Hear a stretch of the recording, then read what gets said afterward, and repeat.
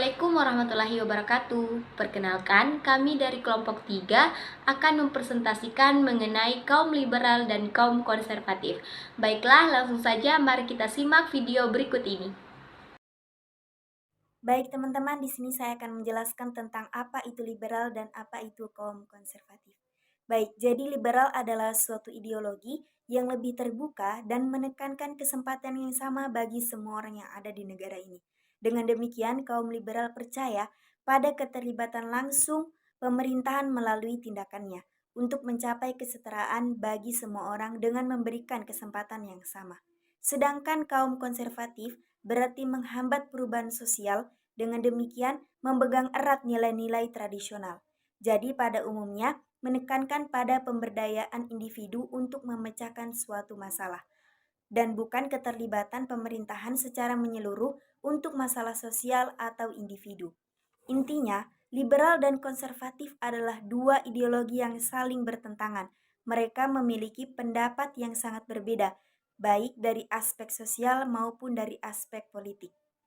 Lalu bagaimana solusi serta strategi komunikasi yang kita lakukan untuk meredakan ketegangan jika terjadi konflik internal, yang konflik antara kelompok yang mendukung ideologi liberal dan kelompok yang cenderung konservatif. Yang pertama yaitu dialog dan komunikasi. Membuka saluran komunikasi yang terbuka antara kedua kelompok untuk mendengarkan dan memahami perspektif mereka masing-masing. Ini dapat membantu mengurangi ketegangan dan membangun pemahaman yang lebih baik.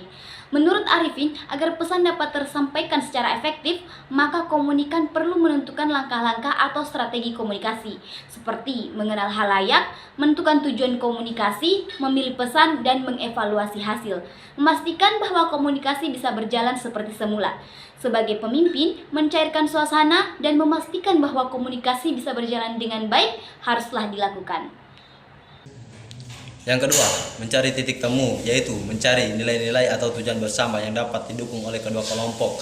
Meskipun ada perbedaan dalam pendekatan atau ideologi, hal ini dapat membantu membangun kerjasama dan mengurangi konflik. Yang ketiga, edukasi dan pemahaman, yaitu memberikan pendidikan dan informasi yang akurat tentang ideologi masing-masing kelompok untuk mengurangi stereotip dan prasangka. Yang keempat, memastikan semua pihak fokus sama masalah, bukan pada individu. Sering banget masalah terjadi karena perasaan sentimental dengan orangnya, bukan karena masalahnya. Inilah kenapa penting banget untuk seorang pemimpin bisa berkomunikasi untuk mengarahkan fokus pada masalah dan bukan pada individu.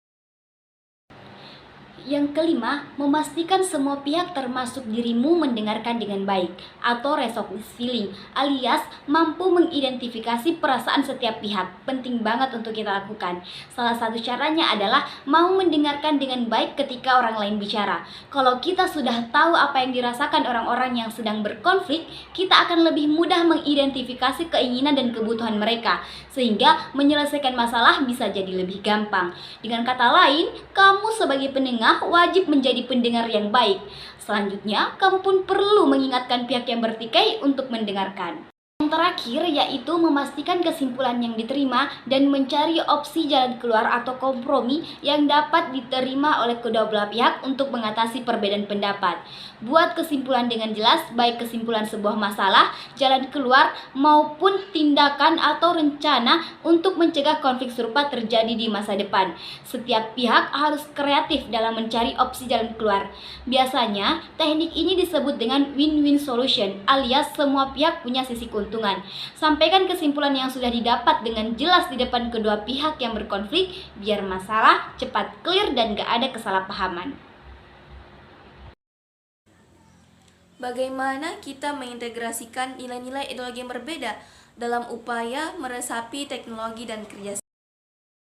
Untuk mengintegrasikan nilai-nilai ideologi yang berbeda dalam upaya memahami toleransi dan kerjasama, terdapat beberapa langkah yang dapat dilakukan. Pertama, pemahaman nilai-nilai ideologi. Penting untuk memahami nilai-nilai ideologi yang berbeda-beda, seperti nilai-nilai agama, nilai-nilai Pancasila, dan nilai-nilai moderasi Islam. Hal ini dapat dilakukan melalui pendidikan, dialog, antaragama, dan pemahaman mendalam terhadap ajaran agama masing-masing. Kedua, pendidikan dan internalisasi nilai. Pendidikan agama dan sekolah dapat memainkan peran penting dalam internalisasi nilai-nilai moderasi Islam, toleransi, keadilan, keseimbangan, dan kesetaraan. Kurikulum formal dan tersembunyi di sekolah dapat diarahkan untuk mempromosikan nilai-nilai tersebut. Selanjutnya, yang terakhir yaitu membangun kerjasama dan toleransi. Melalui pemahaman yang mendalam terhadap nilai-nilai ideologi yang berbeda, masyarakat dapat membangun kerjasama dan toleransi. Hal ini dapat dilakukan melalui praktik nyata dalam kehidupan sehari-hari, seperti mengedepankan cinta, perdamaian, kerukunan, dan keadilan. Dengan mengambil langkah-langkah ini, diharapkan nilai-nilai ideologi yang berbeda dapat diintroduksi secara harmonis untuk memahami toleransi dan kerjasama dalam masyarakat.